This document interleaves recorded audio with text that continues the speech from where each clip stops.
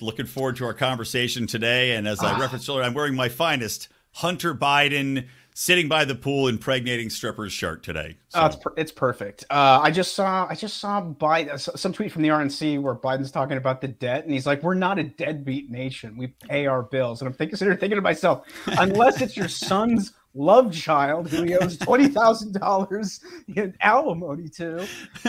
Well, if you know, I'm sure if Biden could get the Fed to bail out his son's $20,000 alimony payments, we would definitely be on that train too. I mean, there's no doubt about it. Janet Yellen going to cover that? I hope so. I really do. Oh God, I'd love to see Janet Yellen pulling up in the middle of the night and just slipping packets of money under the stripper's door, toddling out in her little old lady. You know, she actually. What are the odds that Janet Yellen is somehow a Mrs. Doubtfire figure in the Biden administration? I mean, she kind of looks like it, doesn't she? She does. She does. She does. That's kind of scary, actually. Okay, so the Hunter Biden baby mama drama seems to be dragging out more publicly than I think the Bidens would want. Recently, Press Secretary Karine Jean-Pierre refused to answer several reporters questioning Hunter Biden's baby with a former DC stripper. DNA evidence obtained by the court has confirmed that the baby is his, and he has been sued by the baby mama for dodging upwards of $20,000 in child support payments and refusing to sign off legally, changing his daughter's last name from Roberts to Biden. Is there a strategy to ignoring this whole thing? What do you think? You know, I was thinking about this again from a communications PR standpoint, and I think that there is no other strategy that they can possibly employ here. I mean, it looks so bad. And not only that, let's not forget, Karine Jean-Pierre is so incompetent at her job on a fundamental level that to open up that can of worms in any way is just going to look bad. She's going to say something stupid.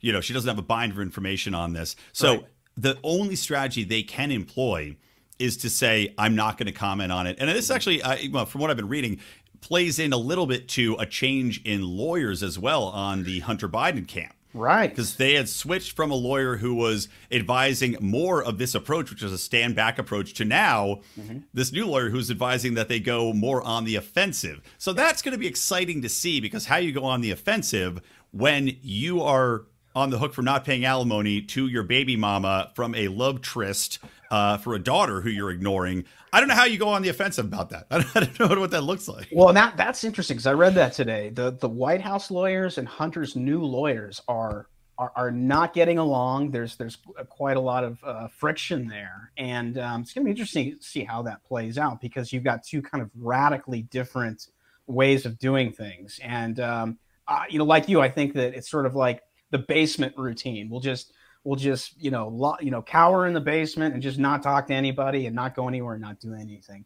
And yeah. I'm not sure if that's going to work in this case, or if it's even going to work from the standpoint of him campaigning for 2024. I mean, COVID was the perfect excuse to why he was, had those small crowds and everyone's spaced out, and he's basically just campaigning from the basement. Do you think that's going to work in 2024 or for 2024 general? Absolutely not. I think, you're going to have to see Biden out there campaigning hard, and he's going to have to be physically in places. He's going to have to do a lot more press conferences. And here's an interesting wrinkle to this that ties into the Hunter Biden scandal, right?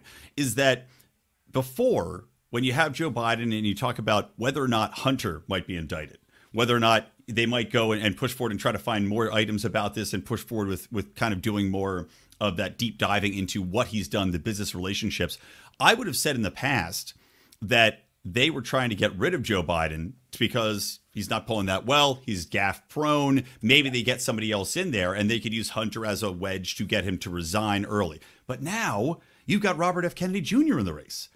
And now they're more scared. I guarantee you the establishment's more scared of RFK Jr. than they are of doddering Joe Biden, because Joe Biden will walk the line. So they're in a real pickle. Yeah. What do you do? So, I mean, I'm confused as to what track they're going to take here.